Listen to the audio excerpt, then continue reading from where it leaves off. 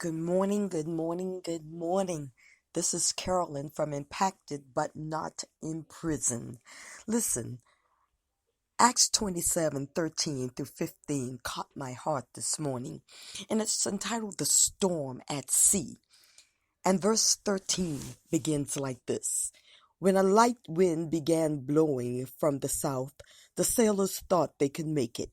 So they pulled up anchor and sailed close to the shore of Crete.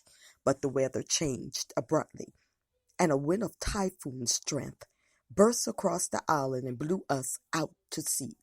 The sailors couldn't turn the ship into the wind, so they gave up and let it run before the gale. Listen, this happens to us sometime. When the storm of life are raging in our life, sometimes it begins with something simple. And it doesn't really bother us because it's not that strong. But then all of a sudden, a whirlwind of trouble or storms begin to come into our lives, and it wavers us and blows us from side to side.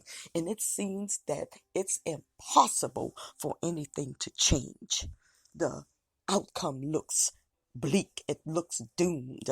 But glory to God, Romans 8:28 says that, for we know that all things work together to the good of those that love the Lord, those that are called to his purpose. So look, when things seem to look like nothing is going to happen, trust that God is working behind the scenes and he's working it out for our good. He's in control in the middle of beginning of the storm, in the middle of the storm, and at the end of the storm. He has that shaft that he is pulling forward and backwards on, guiding us to a safe landing on shore.